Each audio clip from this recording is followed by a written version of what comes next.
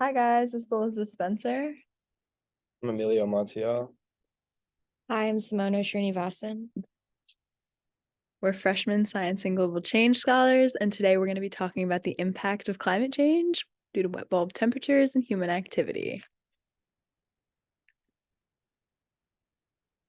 All right, we'll start with the phenomenon, what are wet bulb temperatures, and then we're going to connect them to how they connect to climate change, and then how their changes and what changes have occurred and how that affects the world around us. Number one, started off with the phenomenon of what are wet bulb temperatures. So, what are wet bulb temperatures and why are they so dangerous? So, when humidity is at 100%, imagine a really steamy summer day.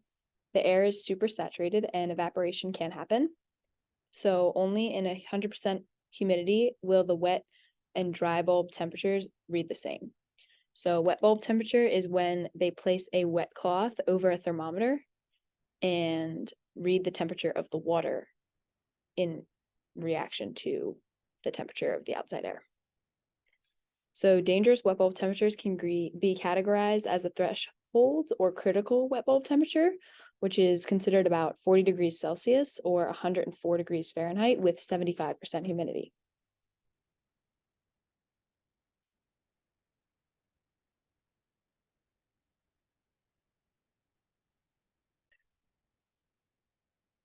When the wet bulb temperatures get this high, a person can only survive for about 6 hours, as their body would stop sweating, and sweating, well, their body would continue sweating, but sweating would fail to regulate their body temperature, as their sweat would be the same temperature as the temperature outside.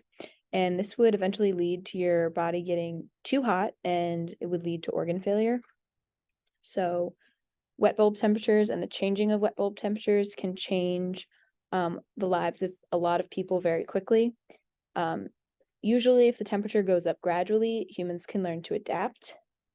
And as the climate changes, the more the population changes in certain areas, some people are able to move away from the increasing wet bulb temperatures, which you see here throughout South America, south of North America, and Eastern Asia and India. And some people are not able to move away from these temperatures, and that can be very dangerous.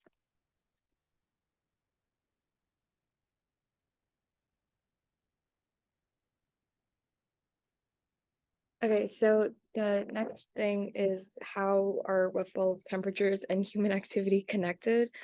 So, wet bulb, wet bulb, wet bulb temperatures can affect communities. So basically, temperatures changes can play a huge impact and affect them socially and economically, and changes in temperature can cause people to move around as they might not be able to adapt to the new temperatures that have been brought upon them.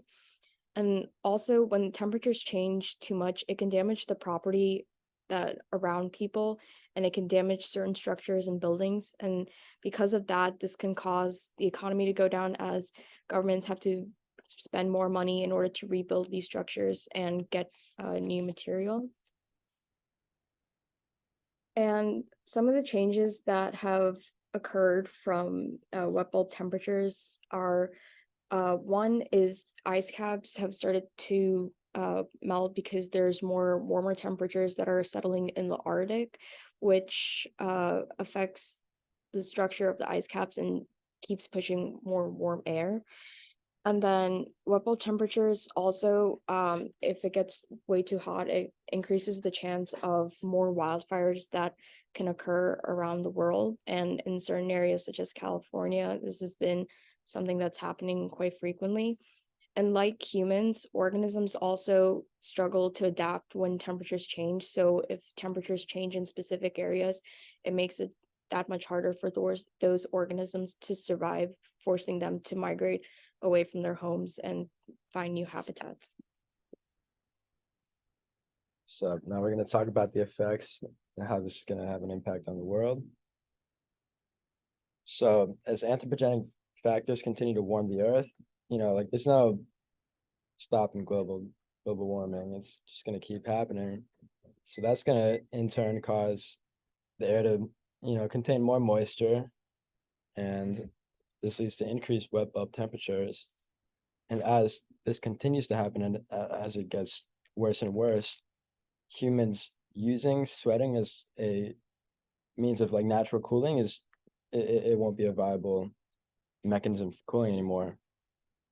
So this will, like, I mean, first it's going to affect people closer to the equator, and then it's going to kind of just spread across the world as it gets worse and worse.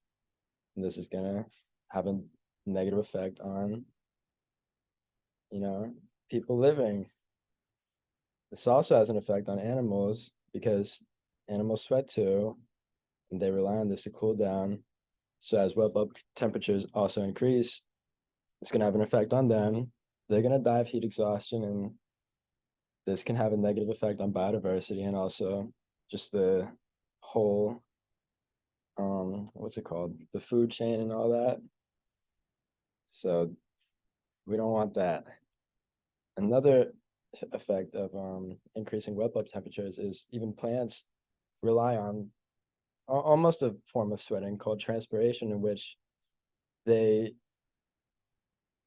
water comes out of their leaves, and this allows for water to be brought up from their roots towards the leaves so that it can be used in photosynthesis. So as wet bulb temperatures continue to increase, this also inhibits plants' ability to, use photosynthesis as a means of providing energy for themselves, and also replenishing oxygen, and like taking in carbon dioxide and putting out oxygen. So this is also going to have a negative effect on both humans and the earth as a whole. These are our sources. Yep. Thanks, guys. That was stuff.